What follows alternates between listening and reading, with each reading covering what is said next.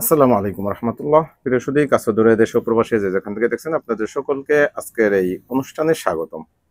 আজকে মূলত জনাব তারেক রহমান সম্পর্কে কিছু কথা বলবো।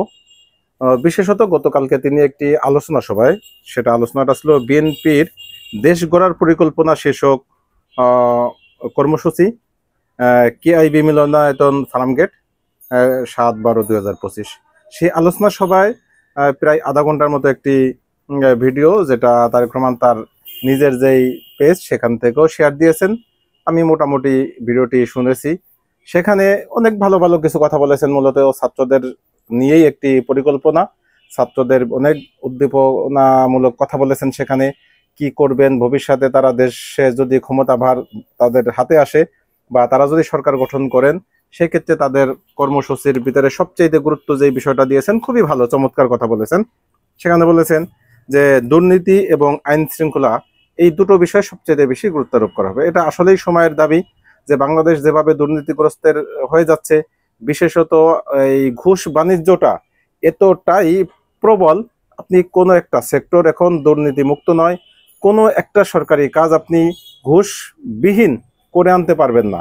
কোনো একটা জায়গায় যদি আপনি ঘুষবিহীন সেখান থেকে উতরিয়ে আসতে পারেন, সেটা অনেকটাই সোনার হরিণ পাওয়ার মতো একটি আনন্দদায়ক বিষয় আমাদের কাছে হয়ে যায়। এরকম একটা পরিস্থিতি যে আপনি কোনো একটা জায়গায়, সেটা আইন মন্ত্রণালয় হোক, স্বরাষ্ট্র মন্ত্রণালয়ের কোনো কাজের হোক, অথবা আপনি শিক্ষা মন্ত্রণালয়ের কোনো কাজে হোক, বা যে কোনো বিষয়ে কোনো একটা কাজ আপনি, বা আদালত সংক্রান্ত যে কোনো বিষয় হোক, কেস কামারি, সেটা ফৌজদারি হোক, দেওয়ানি হোক, কোনো জায়গা থেকে আপনি একটা ঘুষ ছাড়া করতে পারবেন না।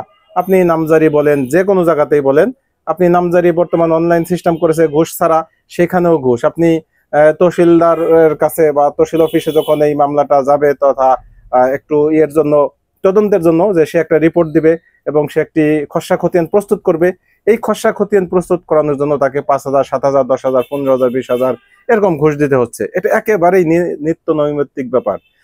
দলিলের জায়গায় সেখানে আপনার দুর্নীতি, যেখানে আপনার কিছু দলিল আছে যেগুলি দানের ঘোষণা, এরপরে আপনার পারস্পরিক যেই এই দলিলগুলি হয়, বন্টননামা দলিল, এই দলিলগুলির নির্দিষ্ট একটি পরিমাণ খরচ, অথচ আপনি সেখানে গিয়ে দেখবেন আকাশ কুসুম ব্যবধান।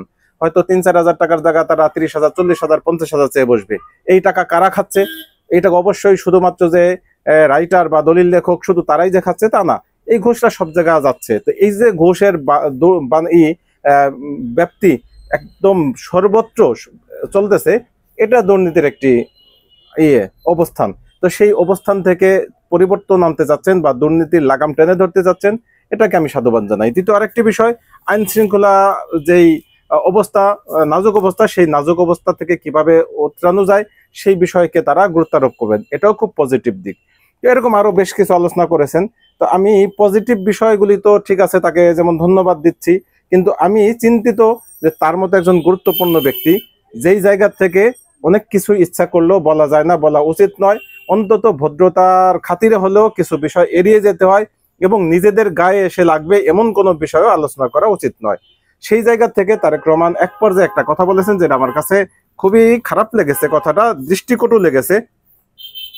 সেটা বলেছেন যে কিছু কিছু মানুষ বা গোষ্ঠী, তারা ইদানিং বলতে শোনা যাচ্ছে যে অমুককে দেখলাম, তমুককে দেখলাম, এবার অমুককে দেখব।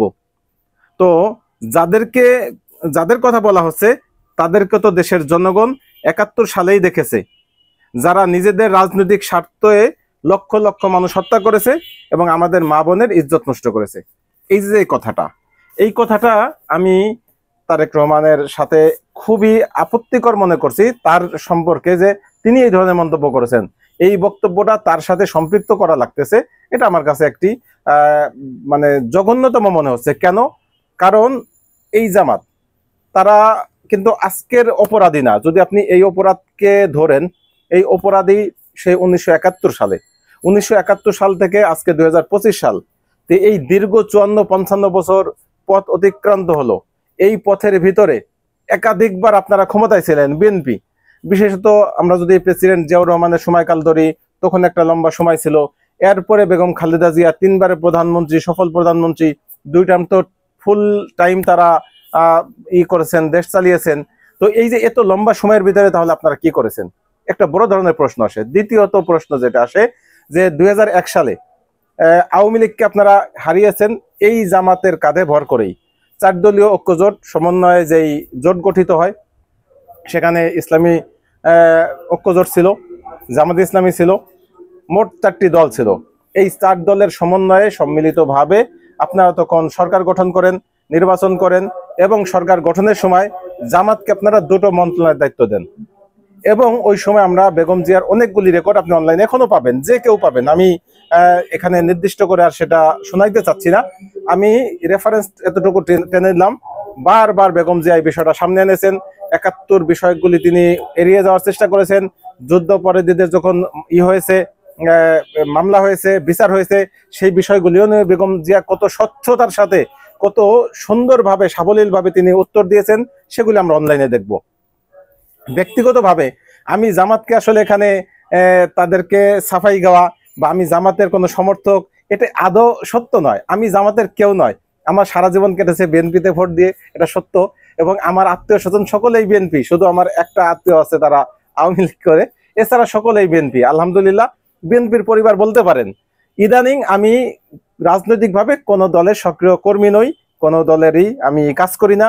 আমি যেহেতু অনলাইন অ্যাক্টিভিস্ট, আমি অনলাইনে আলোচনা করি, যেহেতু আমার আরো বেশ কিছু পরিচয় আছে।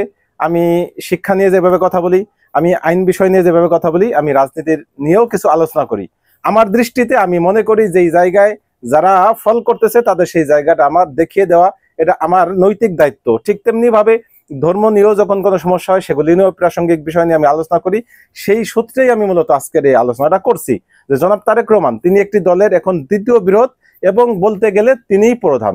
বেগম খালেদা জিয়া আমরা জানি তার অন্তিম সময় অসুস্থ, আমরা তার জন্য দোয়া করতেছি এবং তার সার্বিক সুস্থতা কামনা করতেছি। তিনি যেন নেক হায়াত পান, দীর্ঘ হায়াত পান, সেই প্রত্যাশাও করি। তো সাথে সাথে এটাও তো নিশ্চিত যে বেগম খালেদা জিয়া এখন আর সেই দলের ভার নেওয়া বা দল পরিচালনা সেই সুযোগ তার নেই। সেই জায়গা থেকে আমরা নিশ্চিত বলতে পারি যে জনাব তারেক রহমান তিনি এই দলের এখন প্রধান, এবং তার কর্তৃত্ব বা তার ক্ষমতাটাই এখন দলের উপরে মানে প্রবল।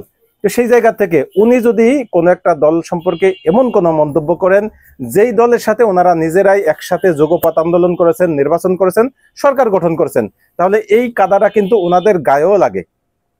আমি মানছি 71-এ তারা অপরাধী, যেই অভিযোগগুলি করেছেন সব অপরাধের দায়ী যদি তাদের উপরে দেওয়া যায়, তাহলেও তো এই দায়টা কি বিএনপির কোনোভাবে তারা মুছতে পারে? কারণ তাদের সাথে একই সাথে মিলে যখন রাজনীতি করেছে, সরকার গঠন করেছে, তাদেরকে মন্ত্রী দিয়েছে, তখন এই কথাগুলি কেন আনা হয়নি? কেন তখন আমাদের সাথে তাহলে ধোঁকাবাজি করা হয়েছে? এই প্রশ্নটা আসে। যে কারণে এই ধরনের প্রশ্ন অবান্তর কথা যেন না আসে, সে কারণে অন্তত জনাব তারেক রহমানের ইন্টেলেকচুয়ালি এই বিষয়গুলি তাকে করা, ওভারটেক করা বা এইগুলি একেবারে এড়িয়ে চলা, এটা তার উচিত। হ্যাঁ, তিনি যদি এটা সত্যিকার অর্থে এই চিন্তা চেতনা লালন করেন, তাহলে তার যে সমর্থক আছেন, যেমন ফজা পাগলা, রুমিন ফারহানা, এরকম বেশ কিছু আছেন, এদেরকে দিয়ে এই আলোচনাটা করতে পারেন। আমরা ইতিপূর্বে দেখেছিলাম ফজা পাগলা বেশ কিছু কথা জামাতের বিরুদ্ধে কথা বলেছেন। আমরা হয়তো মনে করেছিলাম যে এটা ওনার ব্যক্তিগত কথা, এখন তো মনে হচ্ছে যে জনাব তারেক রহমানের আসলে ইঙ্গিতে বা তার সমর্থনেই মূলত এই কথাগুলি তিনি বাজারজাত করেছেন, এবং তারই প্রেক্ষাপটে এখন তারেক রহমান নিজেই এই কথাগুলি সামনে আনার চেষ্টা করতেছেন। এগুলি আসলে আমাদের কাম্য নয়। কেন কাম্য নয়? আমরা ইতিপূর্বে জনাব ফয়জুল করিম, নাইবে আমির ইসলামী আন্দোলন বাংলাদেশ, তারও আমরা সমালোচনা করেছিলাম। কেন? কারণ তিনিও একটি দলের দ্বিতীয় প্রধান। এই দ্বিতীয় প্রধান হওয়া সত্ত্বেও তিনি একটি কথা বলেছিলেন, যেই কথাটা আসলে আমাদের কাছে খারাপ লেগেছিল তখনও। তিনি বলেছিলেন যে চাঁদা ওঠে পল্টনে, ভাগ যায় লন্ডনে, এরকম একটা কথা। অর্থাৎ তিনি ইন্ডিকেট করেছিলেন যে চাঁদার একটা ভাগ তারেক রহমান পর্যন্ত যায়। তো এই কথাগুলি আসলে কোনো বড় রাজনৈতিক নেতা যারা বা দলীয় প্রধান দ্বিতীয় সারির যারা, তাদের মুখ থেকে আসা উচিত নয়। এটা হলে কি হবে, ওই দলের সাথে এই দলের একটা দীর্ঘমেয়াদী একটা তৈরি হয়ে যাবে, শত্রুতা তৈরি হয়ে যাবে, যেটা আমাদের রাজনৈতিক অঙ্গনের জন্য শুভকর কোনো ফল বয়ে আনবে না। আমরা সবসময় চিন্তা করি, চেষ্টা করব এটাই যে আমরা রাজনৈতিক মাঠে যে যার বিরুদ্ধে থাকি, যে যার পক্ষে থাকি, কিন্তু আমরা যেন পারস্পরিক কাদা ছুড়াছুড়ি এতটা পর্যায়ে চলে না যায় যে আমাদের যেন একে অপরের মুখ দেখা দেখি বন্ধ হয়ে যায়, বা আমাদের একে অপরের সালাম কালাম দেওয়া বন্ধ হয়ে যায়, বা আমরা একসাথে যেন বসার যে সুযোগ এখন সেই সুযোগটা বন্ধ হয়ে যায়, এরকম কোনো পরিস্থিতি যেন আমরা তৈরি না করি। আমরা তো চাবো যে ডক্টর ইউনূস সাহেব এত ব্যর্থতার ভিতরেও তার বেশ কিছু সফলতার ভিতরে একটা সফলতা হচ্ছে, তিনি মাঝে মাঝে দলগুলিকে ডাকতেছেন এবং তাদের সাথে বসে আলোচনা করতেছেন। আগামীতে সরকার যারাই গঠন করবেন, আমরা এই প্রত্যাশাই করব যে তারা অন্য সকল দলের সাথে বসবেন, মাঝে মাঝেই চা পান করবেন, একসাথে গল্প করবেন, তাদের থেকে পরামর্শ নেবেন কিভাবে দেশ চালাইলে ভালো হবে বা তাদের কি কি আপত্তি আছে এই বিষয়গুলি তারা জানবেন। সেটা যদি তারা করতে পারেন তাহলে সেটা তো আমাদের দেশের জন্য মঙ্গল বয়ে আনবে। আর এটা যদি না করেন তাহলে সেটা আমাদের দেশের জন্য ক্ষতি হবে, যেটা বিগত 16 বছর হাসিনা করেছে, আওয়ামী লীগ করেছে। বিরোধী কোনো দলের সাথে বসা তো দূরে থাক, তাদের সম্পর্কে এমন এমন কথা বলেছে যে তারা আওয়ামী লীগের ধারে কাছে বেরার সুযোগ পেত না। ইভেন তাদের বড় বড় নেতাদেরকে গ্রেফতার করেছে, গুম করেছে, খুন করেছে, কর্মীদেরকে গুম করেছে, খুন করেছে, মামলা দিয়ে জেলে রেখেছে। এই যে একটা ভীতিকর পরিস্থিতি, এই পরিস্থিতিতে থেকে আমরা উত্তরণ করতে চাই বা উতরে উঠতে চাই, আমরা পরবর্তী ধাপে যেতে চাই। যেহেতু আমরা 24 পরবর্তী একটি আন্দোলনের মাধ্যমে নতুন একটি বাংলাদেশের সূচনা আমরা চাচ্ছি, নতুন একটি বাংলাদেশ আমরা দেখতে চাচ্ছি। সেই বাংলাদেশ আমরা এই কাদা ছড়াছড়ি দেখতে চাই না। রাজনীতি হবে, আপনি আপনার আদর্শগত দিক থেকে আপনি আপনার আলোচনা করবেন, দলীয়ভাবে জামাতের অনেক সমালোচনা করতে পারবেন, সেটা কোনো সন্দেহ নেই, কিন্তু এমন সমালোচনা করবেন না যেই সমালোচনাটা প্রথমত বিতর্কিত, দ্বিতীয়ত আপনার ঘাড়ে এর দাগ এসে পড়ার সম্ভাবনা থাকে। এই কারণে এই বিষয়গুলো আমাদের অবশ্যই একটু সাবধানে থাকা উচিত এবং এই বিষয়গুলি আমাদের পরিহার করা উচিত। আমি যেমন ইতিপূর্বে এই মাওলানা ফয়জুল করিম সাহেব তার যেরকম সমালোচনা করেছিলাম, আজকে ঠিক জনাব তারেক রহমানের এই বক্তব্যটা সমালোচনা এই জন্যই করলাম যেহেতু তারা ওনাদের সাথে একসাথে ঘর করেছেন, একসাথে সংসার করেছেন, দীর্ঘ 5 বছর ক্ষমতায় ছিলেন, ভাগ বাটোয়ারা করেছেন।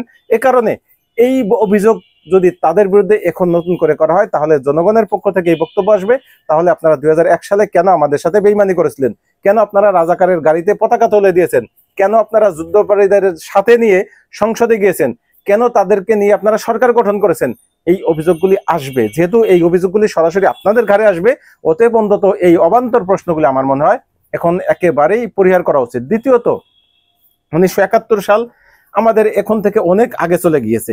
সেই 71 সাল নিয়ে যদি এখন আমরা পড়ে থাকি তাহলে আমরা সামনে আগাবো কবে? হ্যাঁ, 71 আমাদের গৌরবোজ্জ্বল একটি অধ্যায় রয়েছে, সেই গৌরবোজ্জ্বল অধ্যায়কে আমরা ধারণ করব, কিন্তু সব সময় আমরা সেই 71 নিয়েই যদি পড়ে থাকি সেটা অবশ্যই অবশ্যই আমাদের অগ্রযাত্রাকে বাধাগ্রস্ত করবে এবং এই কাদা ছুড়াছুড়ির ফলে আমাদের যেটা হবে যে আমাদের ভিতরে বিভেদ তৈরি হবে, যে বিভেদটা আমাদের বাংলাদেশের অগ্রযাত্রা রুখে দিবে।